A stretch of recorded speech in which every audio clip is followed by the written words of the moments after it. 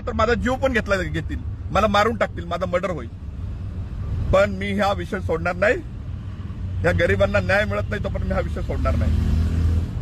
राज ठाकरे आणि राज ठाकरेचा सहकारी अमित ठाकरे आणि त्याचे ते चिल्लर पिल्लर जी काही लोक होती त्यांनी माझ्यावर हात उचलला, आज जीव घेण्याचा प्रयत्न केला माझा. कसा बसा जीव वाचवून आलं ह्या माताडी कामगारांना मला पळवून आणलंय. वाचवलं यांनी मला. राजगडच्या खाली, राजगडच्या आतमध्ये घुसून मला मारले. काय करायचं?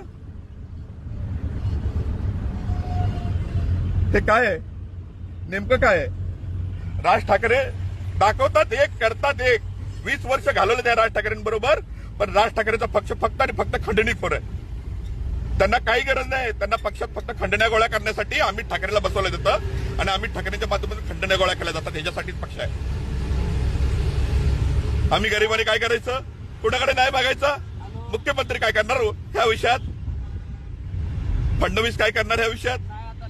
करणार का राज ठाकरेंच्या मुलावर कारवाई? आज जीव घेण्याचा प्रयत्न केलाय माझा जीव. नुसतं आव्हान आहे मराठी माणसाचं कैवारी असल्याचा, बाकी काही नाही. काही आव्हानत नाही. मराठी माणसाचे लायकच आहे ती.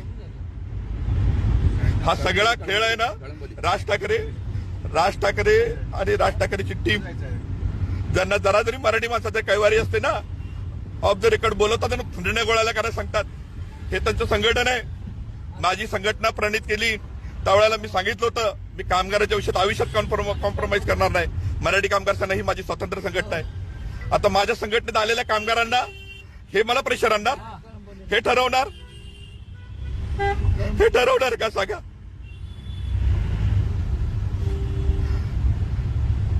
काय करायचं? मी जरी माझ्या जीवाला काही बरी वाईट झालं तर याला जबाबदार अमित ठाकरे, राज ठाकरे आणि त्याचे कार्यकर्ते. खंडणी बहादरांचा पक्ष आहे, बाकी काही नाही.